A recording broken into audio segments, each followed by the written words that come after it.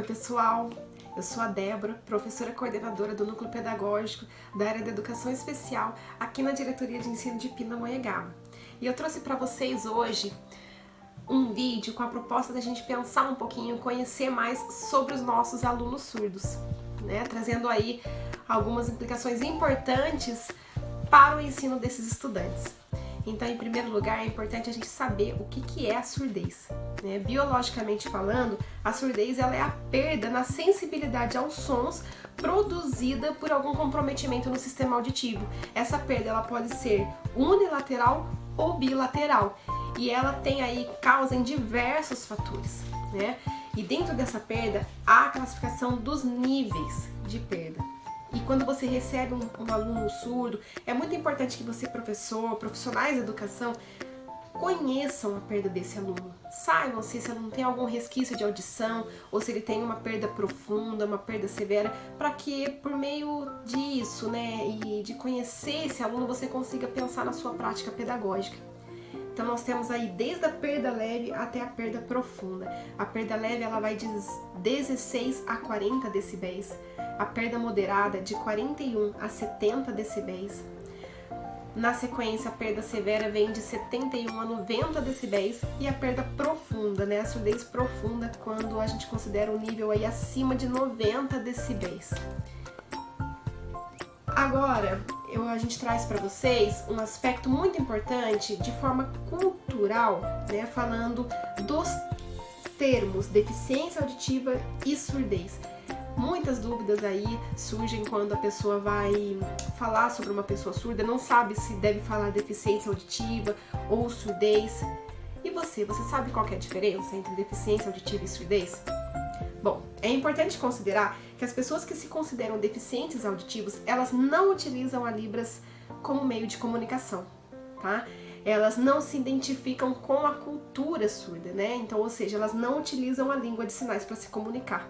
O que é diferente na surdez, a pessoa que se considera surda, ela utiliza a Libras para se comunicar.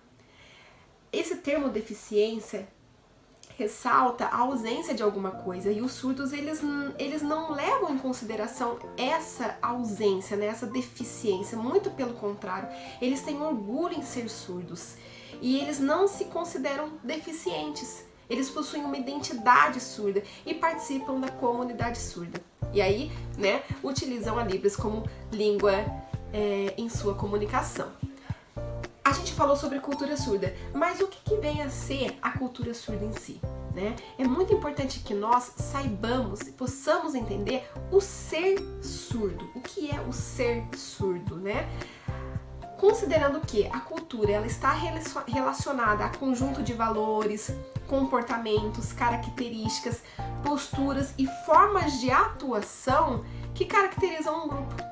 Então a cultura surda, como é definida por estudos surdos, é o jeito de ser, é estar no mundo, né? Ou seja, ela se manifesta pela partilha de hábitos entre os surdos, pelos costumes, pelos modos de socialização deles e, sobretudo, pelo uso da língua de sinais.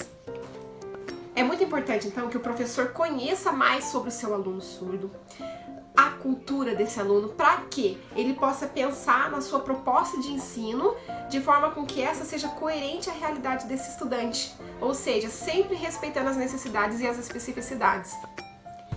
Mas o que vem a ser a Libras em si? Antes de falar sobre a Libras, vamos pensar um pouco. A língua de sinais, vocês acham que ela é universal? Todos os surdos no Brasil sabem Libras? Você acha que a Libras tem o mesmo status que a língua portuguesa? Será que a Libras são conjuntos de mímicas e gestos? E aí, você ficou com dúvida em alguma dessas questões? A língua de sinais, ela não é universal. Cada país tem a sua própria língua de sinais. Aqui no Brasil, os surdos utilizam a Libras, Língua Brasileira de Sinais. Lá nos Estados Unidos, por exemplo, os surdos utilizam a língua americana de sinais, que é a American Sign Language. Então, cada país tem a sua língua de sinais própria. A Libras, como qualquer outra língua, ela passa por um processo de aquisição, ou seja, é preciso que tenha contato com outra pessoa usuária dessa língua para que de forma natural seja feito o processo de aquisição dessa língua. E uma coisa muito importante também, que muitas pessoas desconhecem a Libras, então elas acreditam que é uma linguagem simples e pobre, né? Entretanto, ela possui todos os níveis linguísticos que outra língua possui, né? Então ela tem sim o status assim como a língua portuguesa, porque ela possui níveis linguísticos, ela não é meramente um conjunto de mímicas e gestos. A Libras, ela é reconhecida como um meio legal de comunicação entre os surdos. E é importante destacar que ela possui uma estrutura gramatical própria, que difere ela da língua portuguesa. A língua portuguesa é uma língua oral auditiva e a Libras é uma língua gestual visual, ou seja, possui uma estrutura própria que se difere da língua portuguesa. Vale destacar que a língua, ela nos dá a capacidade de estruturar o nosso pensamento. Nós conseguimos nos manifestar, nos desenvolver por meio da língua. E quando não passamos por esse processo de aquisição, num tempo hábil, pode haver muitos entraves e processos aí de déficit de aprendizagem, né? Comprometendo aí o desenvolvimento do aluno. Então, no caso de crianças surdas que possuem um certo déficit de aprendizagem, que não foram ali colocadas em prática com a Libras logo na infância, elas possuem esse comprometimento, mas a gente precisa considerar que essa alienação, essa falta de compreensão não se dá pelo fato da surdez, se dá pelo fato da falta de uma língua. Então a língua ela é essencial para o desenvolvimento da criança e do aluno. Pensando no desenvolvimento dos nossos alunos, a gente precisa pensar em inclusão. Como que a gente faz a inclusão para os nossos alunos surdos? A gente precisa pensar nas nossas propostas de ensino, nas nossas estratégias, né?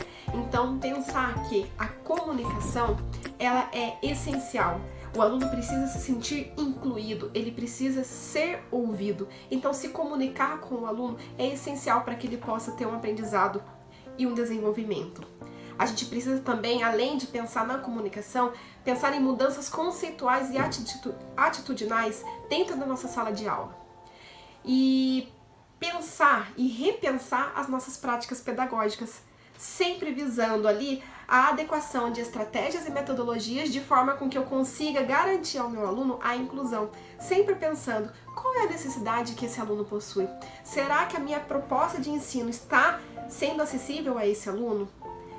Então a gente precisa sempre pensar nessas estratégias, né, e mudanças metodológicas que possam alcançar esses nossos alunos. É importante considerar que dentro das nossas escolas, da nossa rede de ensino, possui os professores interlocutores de Libras. Eles tornam acessíveis a esse aluno conteúdo em Libras. Eles fazem ali a mediação da comunicação. Esse professor interlocutor tem como objetivo viabilizar a comunicação entre o professor titular e o aluno surdo, e também entre os funcionários da escola, entre os alunos ouvintes. Ele está ali para poder fazer a mediação da comunicação. Ou seja, a função dele é interpretar por meio da Libras as atividades didático-pedagógicas e culturais desenvolvidas no espaço escolar. Mas é muito importante se atentar e não confundir as funções. A função pedagógica, processos avaliativos, encaminhamentos, o ensino, cabe ao professor. Ao professor interlocutor de Libras, cabe a mediação por meio da Libras. Aqui agora, para finalizar o nosso vídeo, eu trago para vocês algumas dicas importantes de como incluir o nosso aluno. Estratégias que vão tornar o ensino mais fácil, que vão tornar o ensino mais acessível. É muito importante a gente utilizar materiais concretos e explorar o uso de imagens. Nosso aluno surdo aprende numa perspectiva visual.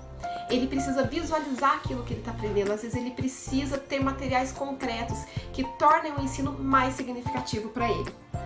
Promover trabalhos em grupos e sempre estimular a interação desse aluno surdo com os demais alunos ouvintes. Incentivar que os alunos ouvintes aprendam sinais para poder se comunicar com esse aluno. Fazer esse estudante se sentir parte daquela turma. Ao realizar algum ditado, é importante que o professor pense em estratégias. Se ele vai propor para o aluno, para os alunos ouvintes em geral, um ditado, ele precisa pensar que para o aluno surdo, ele precisa oferecer um apoio visual, de forma com que o aluno possa visualizar aquele texto e fazer a cópia do conteúdo, sem ser prejudicado. O aluno deve sentar-se à primeira carteira. o aluno surdo precisa ter um campo visual organizado, ele precisa ter claramente a organização da lousa, precisa ter uma visão boa do professor, um contato bom com o professor, de forma com que a comunicação seja feita da melhor forma possível. É importante que o professor, ao conversar com seu aluno surdo, sempre olhe para ele. Por mais que tenha perto o professor interlocutor de Libras fazendo a mediação da comunicação, olhe para o seu aluno surdo, converse diretamente com ele, isso faz a diferença no processo comunicativo. É importante também oferecer maior tempo nas cópias. Como eu disse anteriormente, o aluno surdo aprende a língua portuguesa de forma escrita, na modalidade escrita. Ele tem as suas especificidades nesse aprendizado, justamente porque a Libras se difere da língua portuguesa, então é necessário que ele tenha um tempo maior para fazer cópias.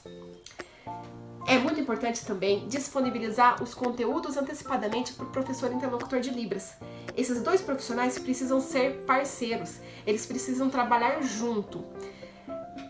O professor interlocutor de Libras, ele precisa estar apropriado daquele conteúdo que vai ser trabalhado na sala de aula. Ele precisa receber de antemão todo esse conteúdo para que ele possa se preparar e pensar também em estratégias de interpretação e interlocução de forma com que garanta a aprendizagem de seu aluno.